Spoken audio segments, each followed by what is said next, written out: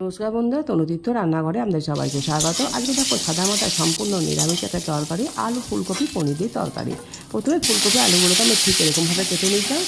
ফুলকপিটাকে আমি একটু নুন জলে ভিজিয়ে রেখেছিলাম, যাতে পোকা থাকে বেরিয়ে যাবে। তারপরে নুন হলুদ মাখিয়ে প্রথমে ফুলকপিগুলো লাল লাল করে ভেজে তুলে নিলাম। এবার আলুগুলোকেও ঠিক এরকমভাবে লাল লাল করে ভেজে তুলে নিয়েছিলাম। তারপরে কড়াইয়ে আরও একটু সর্ষের তেল দিয়ে ওর মধ্যে দিলাম দারচিনি, এলাচ, তেজপাতা ফোড়ন দিলাম। আর যদি ঝাল খান খুব ভালো করে ঝাল দেন, ভালো লাগবে।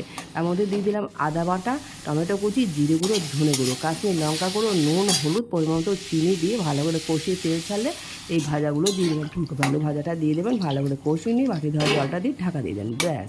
এবার কিছুক্ষণ পর ঢাকাটা খুলুন, দেখুন সেদ্ধ হয়ে গেছে সব। সেদ্ধ হয়ে গেলে আমার আগে থেকে ভেজে রাখা পনির ছিল, সেগুলোকে ওর মধ্যে দিয়ে দিলাম। 5 মিনিট মতো ফুটে গেল। তারপর ঠিক যেমন গ্রেভিটা রাখবেন সেরকমভাবে থাকবে। তারপরে মেথি পাতা ছড়িয়ে দেবেন, ছড়িয়ে দিয়ে 1 মিনিট রেখে দিয়ে নামিয়ে নিয়ে ভাজা মশলা ছড়িয়ে দেন। দুর্দান্ত লাগবে।